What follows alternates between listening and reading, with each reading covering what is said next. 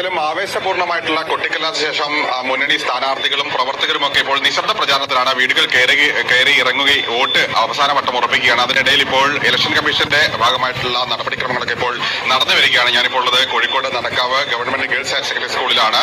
ഇവിടെയാണ് ഈ കോഴിക്കോട് കോർപ്പറേഷനിലെ വോട്ടെണ്ണൽ സാമഗ്രികൾ വിതരണം ചെയ്യുന്ന നടപടി നടന്നുകൊണ്ടിരിക്കുന്നത്. പല ഉദ്യോഗസ്ഥരും ഇവിടെ എത്തി ഇപ്പോൾ വോട്ടിംഗ് സാമഗ്രികൾ ഏറ്റുവാങ്ങി അതൊക്കെ ക്ലിയർ ആണോ, യഥാർത്ഥ രീതിയിൽ തന്നെ പോകുന്നുണ്ടോ എന്ന കാര്യങ്ങളൊക്കെ ചെക്ക് ചെയ്ത് അതെല്ലാം തന്നെ ലിസ്റ്റിലുള്ള എല്ലാ സാധനങ്ങളും ഉൾപ്പെട്ടിട്ടുണ്ടോ നടക്കുമുള്ള കാര്യങ്ങൾ പരിശോധിക്കുകയാണ് ഓരോരുത്തരും. അതായത് ഓരോ പോളിംഗ് ബൂത്തിലേക്കുള്ള ഉദ്യോഗസ്ഥർ ഒരുമിച്ച് എത്തി ആണ് ഈ സാമഗ്രികളെല്ലാം തന്നെ ഏറ്റുവാങ്ങിയിരിക്കുന്നത്. പലരും ഇവിടെ തയ്യാറെടുത്ത് ഇപ്പോൾ പോകേണ്ട സമയത്തിലേക്കായിരിക്കുന്നു. എല്ലാ സാധനവും ഏറ്റുവാങ്ങി രാവിലെ തന്നെ എത്തി.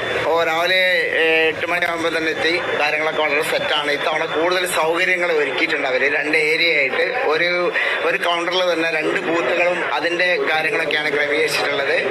നല്ല രീതിയിലാണ് ഇപ്പോൾ പോകുന്നത്. ഇനി പോലീസ് ഓഫീസറേയും കൂടെ കിട്ടിയാൽ ഞങ്ങൾ റൂട്ടിലേക്ക് പോകാൻ വേണ്ടി നിൽക്കുകയാണ്. യൂണിറ്റൊക്കെ നോക്കി എല്ലാം പക്കയാണ്. ഇതുവരെയൊക്കെ ഓക്കെയാണ്. ഇനി പണി മുടക്കില്ല എന്ന് വിചാരിക്കാം.